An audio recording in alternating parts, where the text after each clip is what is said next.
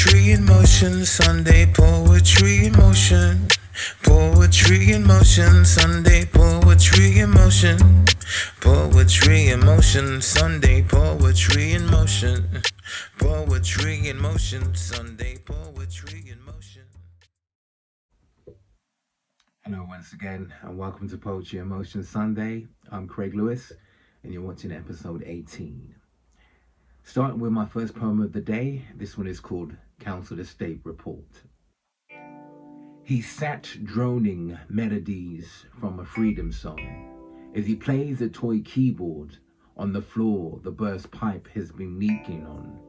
Down in the council estate, where field mice are known to steal your food and escape, unless your saving grace was owning a cat, and certain residents find safety in holding a bat, like this chap who fought off burglars that broke in his flat, third time in a row. He'd depend on the police if their timing wasn't slow. What tomorrow will bring he doesn't know, so doesn't sleep without a nightcap. He'd swallow some gin. Everyone's got their vices. His supplier's a shoplifter offering prices cheaper than Lidl. But this is how he feeds his need, his way of survival. Like the old chap needing his gin, the lifter needed his weed. Doing these rounds daily is how he'd proceed. There's Tracy at number 5, her privacy she doesn't hide. The whole block have heard her at it a number of times, making love never quietly.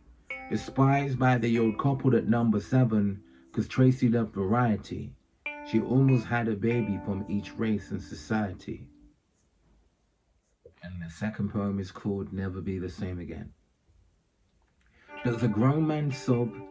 Some say he's a softie if he do. So if there's something wrong, can he not speak up or leave a clue?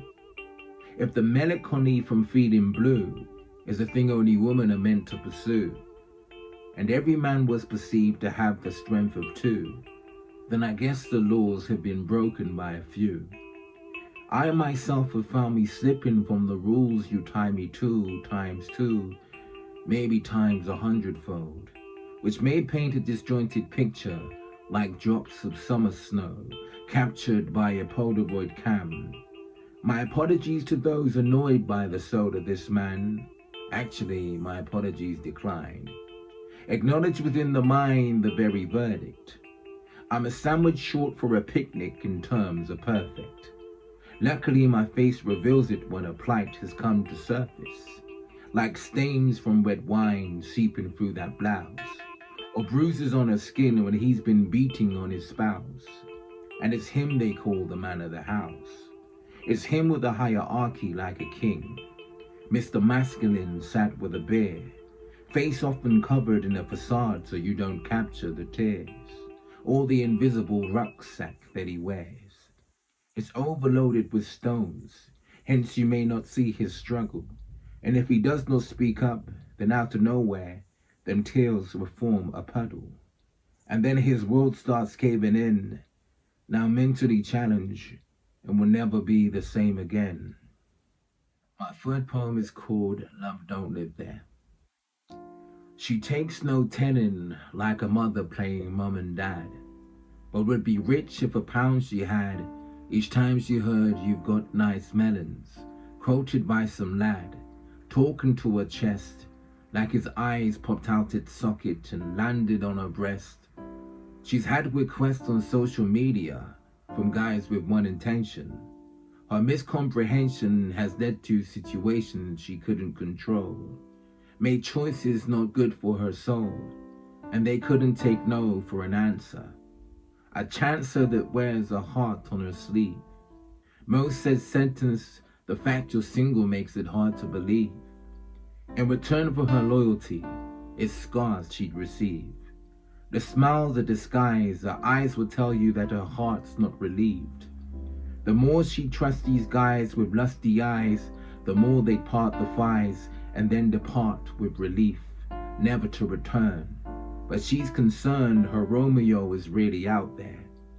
It's love she yearns on a daily basis, and of all the places, she tries to find it online.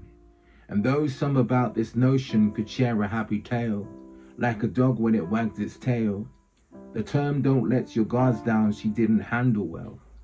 Even gave an ex a second chance, who's now back in jail. And my fourth and final poem is called He's 65 and Loving It. His dancing shoes were always polished and his garments was on point. Every weekend he'd show up and never failed to disappoint. But if you thought he's a spring chicken, you'd be missing the point. He still has rhythm. Pretty ladies his daughter's age would be dancing with him. Before he'd leave the house, at his reflection he'd glance and say, "Let's go get them." Could be an emblem of the theory that black doesn't crack. Cool as a cucumber clearly, with a selection of hats. Never depended on Tinder to find him a match. In terms of dress sense, the current times he'd adapt. But wasn't one for social media, he'd rather socialize in person. He put the G in genuine. He was no different person than himself.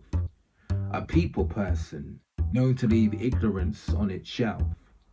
He'd spare some change to the homeless, much compassion was felt. He looked after himself.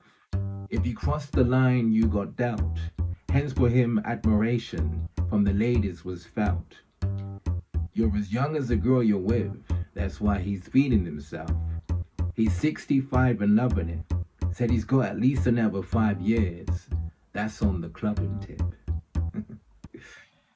And there you have it. Your poetry fix from me for this week. Hope you enjoyed. Until next week, short and sweet. Take care.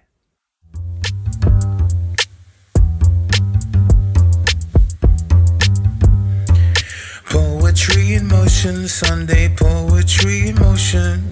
Poetry in motion, Sunday poetry in motion. Poetry in motion, Sunday.